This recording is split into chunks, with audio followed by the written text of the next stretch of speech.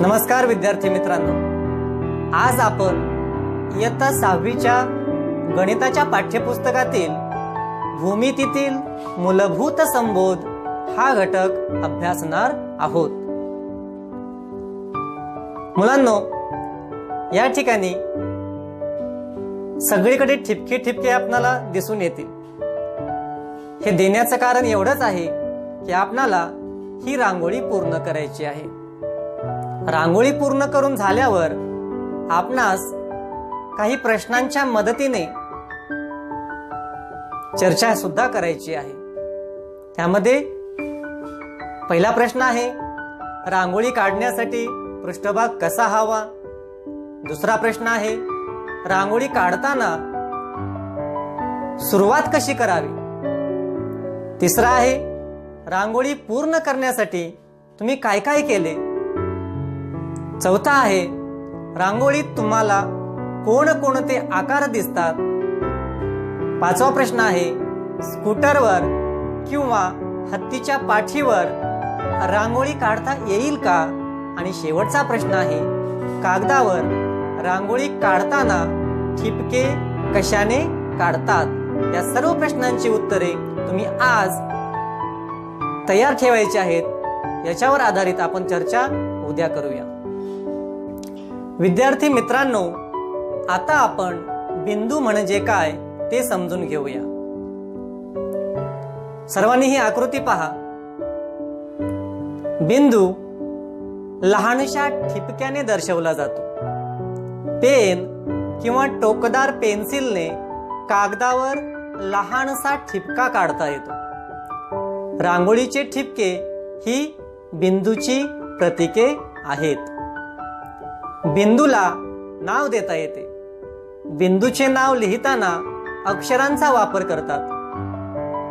या आकृतीत बिंदू P, बिंदू A व बिंदू T दाखवले आहेत। आता आपण रेषाखंड व रेषा यामधील फरक समजून घेऊया।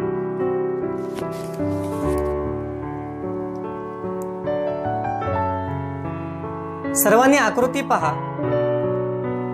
कागदावर A व B असे दोन बिंदू घ्या व ते पट्टीच्या मदतीने जोडा। आपल्याला AB ही सरळ रेषा मिळते। ही रेघ B च्या बाजूने पुढे वाढवता येईल का। A च्या बाजूने वाढवता येईल का। किती वाढवता येईल। ही रेघ जेवढा कागद आहे तेवढी दोन्ही दिशांना वाढवता येईल।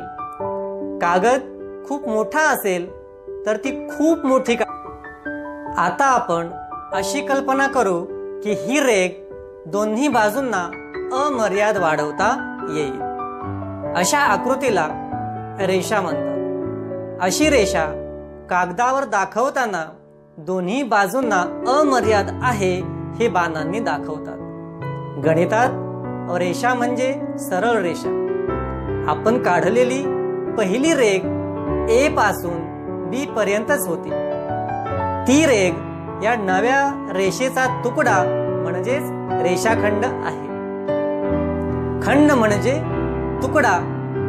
रेषाखंडाला त्याच्या मर्यादा दाखवणारे दोन बिंदू असतात, त्यांना अंत्यबिंदू म्हणतात।